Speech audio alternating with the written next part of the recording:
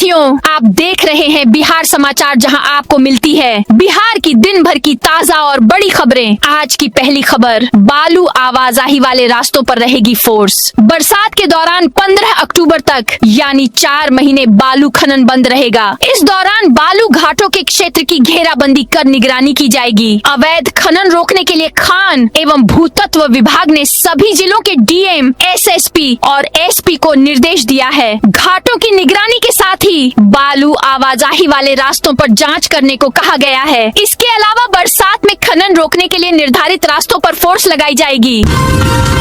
बिहार के 4 जिलों में आज मौसम बदला हुआ है। नालंदा, बेतिया, मधुबनी और मुजफ्फरपुर में झमाझम बारिश हुई है। इन शहरों में पहले बादल छाए, तेज हवा चली, फिर बारिश शुरू हो गई। मुजफ्फरपुर में 1 घंटे की बारिश से कई जगह पानी जमा हो गया है। मौसम विभाग ने आज राज्य के 12 जिलों में आंधी बारिश का अलर्ट जारी किया है। पिछले 24 घंटे में सीतामढ़ी, बगहा, समस्तीपुर, सीवान, गोपालगंज, भागलपुर और पटना के कुछ इलाकों में बारिश हुई।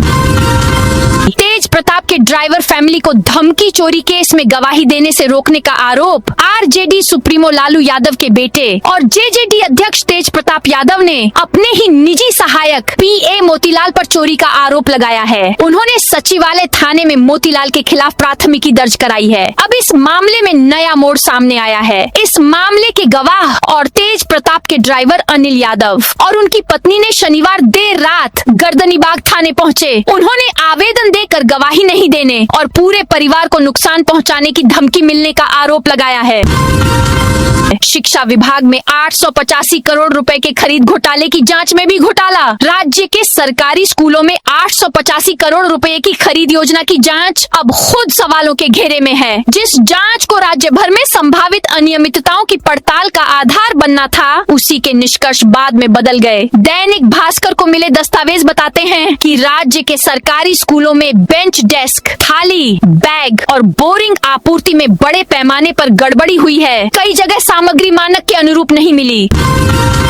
बिहार में मेलों पर खर्च होंगे 8.24 करोड़। श्रावणी मेला के लिए विभाग ने दिए 2.25 करोड़। राजस्व एवं भूमि सुधार विभाग इस वर्ष मेला पर 8 करोड़ 24 लाख रुपया खर्च कर रहा है। इसमें अकेले श्रावणी मेला पर 2.25 करोड़ खर्च होगा। विभाग के मंत्री डॉक्टर दिलीप कुमार जायसवाल ने शुक्रवार को यह जानकारी दी। मंत्री ने बताया कि यह राशि उन जिलों को आवंटित की गई है जहां मेला का आयोजन होने वाला है। बिहार में 15 जुलाई से पेपरलेस रजिस्ट्री शुरू होगी। इसके बाद निबंधन विभाग खरीदार और विक्रेता से कोई ऑफलाइन दस्तावेज नहीं लेगा। आवेदन के समय सभी जानकारी ऑनलाइन देनी होगी। रजिस्ट्री पूरी होने के बाद खरीदार और विक्रेता के मोबाइल पर डीड की पीडीएफ का लिंक भेजा जाएगा। इसे घर बैठे डाउनलोड किया जा सकेगा। मद्य निषेध, उत्पाद एवं निबंधन विभाग ने राज्य के सभी निबंधन कार्यालयों में पेपरलेस रजिस्ट्री का ट्रायल पूरा कर लिया है। नई व्यवस्था लागू होने के बाद ओरिजिनल रजिस्ट्री पेपर का इंतजार भी नहीं करना पड़ेगा। पहले चरण में 27,000 शिक्षकों का होगा ट्रांसफर। बिहार में पहले 27,000 शिक्षकों का ट्रांसफर होगा। इसके बाद खाली बची सीटों पर अन्य शिक्षकों की पोस्टिंग की जाएगी। इसमें कैंसर, गंभीर बीमारी, दिव्यांगता, मानसिक बीमारी, पति पत्नी की अलग अलग पोस्टिंग समेत विशेष मामलों को प्राथमिकता मिलेगी। नीतीश के आवास पर आरसीपी के कार्यकर्ताओं का हंगामा। पूर्व केंद्रीय मंत्री आरसीपी सिंह शनिवार सुबह पूर्व मुख्यमंत्री नीतीश कुमार से मुलाकात करने पहुंचे। उनके साथ 20 से 25 समर्थक भी थे। उन्हें 20 मिनट तक बिठाकर रखा गया। कार्यकर्ताओं का कहना है कि नीतीश कुमार से उनकी मुलाकात नहीं हुई। नीतीश अपने कमरे से निकले तो अचानक उनकी नजर आरसीपी पर पड़ी। आरसीपी ने प्रणाम किया। नीतीश ने आम कार्यकर्ता की तरह की इशारों में जवाब दिया और अंदर चले गए। मुहर्रम पर तलवारें लेकर स्टेशन में घुसे लोग। भागलपुर में मुहर्रम के दौरान 100 से ज्यादा लोग तलवारें लेकर रेलवे स्टेशन में घुस गए। करीब 10 मिनट तक सीढ़ी और प्लेटफॉर्म पर ये लोग नारेबाजी करते रहे। इस दौरान स्टेशन पर मौजूद यात्री डरे सहमे नजर आए। सोशल मीडिया पर यूजर्स ने वीडियो शेयर कर लिख रहे हैं कि अगर बिहार सरकार को निहत्थे लोगों के इनकाउंटर से फुर्सत मिल जाए तो ऐसे खुलेआम हो रहे शस्त्र प्रदर्शन पर भी कार्रवाई करनी चाहिए।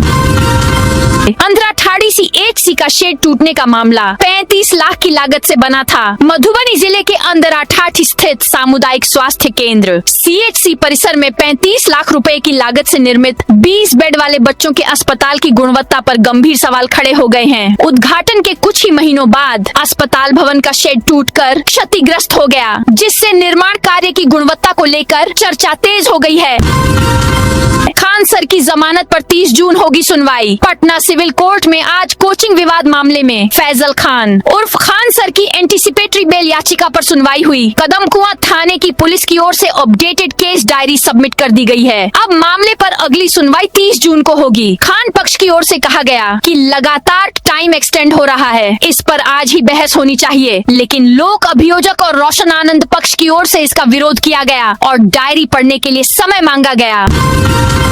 नेपाल से आए ताजिया जुलूस को सीमा पर रोका। अररिया के जोग बनी नेपाल सीमा पर चाणक्य चौक स्थित करबला मैदान में उस समय तनाव की स्थिति उत्पन्न हो गई, जब नेपाल के मटियरवा से आए ताजिया जुलूस ने भारतीय क्षेत्र में प्रवेश करने का प्रयास किया। इस दौरान जुलूस में शामिल कुछ लोगों ने भारतीय क्षेत्र के जुलूस पर लुक्का फेंकते हुए पथराव भी किया। हालांकि पुलिस और सशस्त्र सीमा बल ने समय रहते स्थिति को नियंत्रित कर लिया। बिहार की जेलों में बड़ा प्रशासनिक फेरबदल। बिहार सरकार के गृह विभाग कारा ने राज्य की जेलों में बड़ा प्रशासनिक फेरबदल किया है। इस फेरबदल के तहत 30 जेल उपाधीक्षकों का तबादला किया गया है, जिसमें मंडल कारा किशनगंज को भी नया उपाधीक्षक मिला है। जारी आदेश के अनुसार अभिषेक कुमार सिन्हा को मंडल कारा किशनगंज का नया उपाधीक्षक नियुक्त किया गया है। यह व्यापक तबादला राज्य की विभिन्न जेलों में पदस्थापित अधिकारियों को नई जिम्मेदारियां सौंपने का हिस्सा है। नालंदा प्रशासन फायर सेफ्टी को लेकर सख्त। नालंदा के शैक्षणिक संस्थानों में छात्रों की सुरक्षा को ताक पर रखकर चलाए जा रहे कोचिंग और लाइब्रेरी संचालकों की अब खैर नहीं है। अग्निशमन विभाग ने इन संस्थानों के खिलाफ कड़ा रुख अपनाते हुए फायर ऑडिट अग्नि अंकेक्षण का विशेष अभियान शुरू कर दिया है। PMCH के पूर्व प्रिंसिपल बोले, कार्रवाई तानाशाही। PMCH के प्रिंसिपल पद से हटाए गए डॉक्टर नरेंद्र प्रताप सिंह ने विभाग के खिलाफ मोर्चा खोल दिया है। स्वास्थ्य मंत्री निशांत कुमार के निरीक्षण के दौरान अनुपस्थित रहने के आरोप में हटाए गए डॉक्टर सिंह ने शुक्रवार को प्रेस कॉन्फ्रेंस की। बिहार के खिलाड़ी कॉमनवेल्थ गेम्स में करेंगे देश का प्रतिनिधित्व। बिहार के 2 पैरा खिलाड़ी ग्लासगो में आयोजित कॉमनवेल्थ गेम्स 2026 में भारत का प्रतिनिधित्व करेंगे। नालंदा के पैरा पावर लिफ्टर झंडू कुमार और गया के पैरा एथलेटिक्स सोमन राणा का सिलेक्शन हुआ है। यह पहला मौका है कि बिहार के किसी पैरा खिलाड़ी का चयन कॉमनवेल्थ गेम्स के लिए हुआ है। मुजफ्फरपुर ASI ने मुहर्रम जुलूस में वर्दी में लहराई तलवार। बिहार में मुहर्रम का ताजिया और अखाड़ा जुलूस निकाला जा रहा है। जमुई में जुलूस के दौरान पथराव हुआ है। एक छत से पत्थर फेंके गए हैं। पुलिस ने एक युवक को गिरफ्तार किया है। मौके पर भारी फोर्स तैनात है। सीतामढ़ी में जुलूस के दौरान PM मोदी के खिलाफ रील बनाने वाले युवक को गिरफ्तार किया गया है। खगड़िया के मड़ैया थाना क्षेत्र में मुहर्रम के ताजिया जुलूस के दौरान DJ बजाने को लेकर विवाद शुरू हो गया। बिहार की 8053 पंचायतों में सोलर स्ट्रीट लाइट योजना तय लक्ष्य से पीछे है। राज्य में 11.70 लाख सोलर लाइट लगाने का लक्ष्य रखा गया था। इसके लिए मार्च 2026 की समय सीमा तय थी, लेकिन डेडलाइन खत्म होने के बाद भी लक्ष्य पूरा नहीं हुआ। तकनीकी एजेंसियों की सुस्ती से अब तक सिर्फ 10.59 लाख लाइटें ही लग सकी हैं। करीब 1.11 लाख लाइटें अब भी कागजों या गोदामों में अटकी हैं। निशांत के स्वास्थ्य विभाग ने डमी पेशेंट NP सिंह के क्लिनिक भेजे। पूर्व PMSCH प्रिंसिपल की हाई लेवल कमेटी से जांच। बिहार के स्वास्थ्य मंत्री निशांत कुमार के कार्यक्रम से गायब रहे। पटना मेडिकल कॉलेज एवं अस्पताल के तत्कालीन प्रिंसिपल डॉक्टर NP सिंह को पद से हटाए जाने के बाद सियासी पारा गरमाया हुआ है। NP सिंह ने शुक्रवार को प्रेस कॉन्फ्रेंस कर स्वास्थ्य मंत्री और विभाग के अधिकारियों पर एकतरफा कार्रवाई के आरोप लगाए। हालांकि विभाग ने देर शाम बयान जारी कर उनके सभी आरोपों और दावों को खारिज कर दिया है। स्वास्थ्य विभाग का कहना है कि इस मामले में हाई लेवल कमेटी गठित की जाएगी और डॉक्टर नरेंद्र प्रताप सिंह उर्फ NP सिंह का पक्ष लेकर आगे की कार्रवाई की जाएगी। कुढ़नी में तेज आंधी के साथ झमाझम बारिश। मुजफ्फरपुर जिले के कुढ़नी प्रखंड में भीषण गर्मी और तपती धूप से परेशान लोगों को शनिवार को मौसम ने बड़ी राहत दी। सुबह करीब 10 बजे अचानक तेज आंधी, गर्जन और बारिश शुरू हो गई। इससे तापमान में गिरावट दर्ज की गई, जिससे लोगों ने राहत की सांस ली। जमालपुर बनेगा पूर्व बिहार का maintenance hub. Jamalpur Howrah super express के साथ अब हावड़ा से परिचालन का ठप्पा हटने जा रहा है। रेलवे ने 30 जून से इस ट्रेन का प्राइमरी मेंटेनेंस बेस हावड़ा से स्थानांतरित कर जमालपुर करने का फैसला लिया है। इसके लिए डीजल शेड के समीप 15.38 करोड़ रुपए की लागत से बन रहे स्मार्ट मेंटेनेंस डिपो का निर्माण अंतिम चरण में है। नीतीश ने RCP सिंह को माफ कर दिया, घर पर मुलाकात हुई। पूर्व केंद्रीय मंत्री रामचंद्र प्रसाद सिंह उर्फ RCP सिंह ने शनिवार को पटना में JDU अध्यक्ष और पूर्व CM नीतीश कुमार से उनके आवास पर मुलाकात की। 7 सर्कुलर रोड वाले बंगले में अन्य नेताओं की मौजूदगी में दोनों के बीच मुलाकात की तस्वीर RCP सिंह ने सोशल मीडिया पर शेयर की है। RCP ने अपने पुराने नेता नीतीश की पार्टी से केंद्र सरकार का मंत्री बनने के बाद JDU को काफी झटके दिए थे और बाद में बीजेपी में ही शामिल हो गए थे। आपदा में अब अकेली नहीं होगी रिफाइनरी, NTPC के साथ बनेगा साझा सुरक्षा कवच। औद्योगिक क्षेत्र बरौनी में किसी बड़ी दुर्घटना या आपदा की स्थिति से निपटने के लिए अब प्रमुख औद्योगिक इकाइयां एक दूसरे की ताकत बनेंगी। इसी दिशा में इंडियन ऑयल की बरौनी रिफाइनरी, NTPC बाढ़ और NTPC बरौनी के बीच म्यूचुअल एड स्कीम आपसी सहायता योजना पर औपचारिक समझौता हुआ है। इसका उद्देश्य आपातकालीन परिस्थितियों में संसाधनों, तकनीकी विशेषज्ञता और मानव बल का साझा उपयोग सुनिश्चित करना है। उच्च शिक्षा में बड़े फैसले, कुलाधिपति फेलोशिप और CM शोध छात्रवृत्ति योजना लागू होगी। बिहार में शोध एवं अनुसंधान को बढ़ावा देने के लिए कुलाधिपति पोस्ट डॉक्टरल फेलोशिप, मुख्यमंत्री शोध अनुदान योजना और मुख्यमंत्री शोध छात्रवृत्ति योजना लागू की जाएगी। साथ ही 30 सितंबर तक सभी विश्वविद्यालयों में छात्रों की लंबित डिग्रियां देने का निर्देश दिया गया है। यह निर्णय लोक भवन में राज्यपाल सह कुलाधिपति सैयद अता हसनैन की अध्यक्षता में हुई बैठक में लिया गया। बैठक में मुख्यमंत्री सम्राट चौधरी, उच्च शिक्षा मंत्री संजय सिंह टाइगर समेत अन्य अधिकारी मौजूद थे। RTI का 6 महीने बाद भी पोर्टल काम नहीं कर रहा। बिहार में सूचना का अधिकार कानून RTI के आवेदन और उनकी जानकारी देने की प्रक्रिया ऑनलाइन करने के लिए राज्य सरकार के अधिकारी तैयार नहीं हैं। इसके लिए दिसंबर में ही जानकारी 2.0 पोर्टल को लॉन्च किया जा चुका है, लेकिन 6 महीने बाद भी अधिकतर विभागों ने अपने जन सूचना अधिकारियों को इस पोर्टल से नहीं जोड़ा है। मधुबनी पुलिस ने 3 ब्राउन शुगर तस्करों को पकड़ा। मधुबनी पुलिस ने समस्तीपुर से नेपाल तक फैले ब्राउन शुगर तस्करी नेटवर्क के खिलाफ बड़ी कार्रवाई की है। इस अभियान में 3 शातिर तस्करों को गिरफ्तार किया गया है, जबकि एक विधि विरुद्ध बालक को भी निरुद्ध किया गया है। पुलिस ने उनके पास से 10 ग्राम ब्राउन शुगर, एक अवैध देशी कट्टा, 2 जिंदा कारतूस और एक मोबाइल फोन बरामद किया है।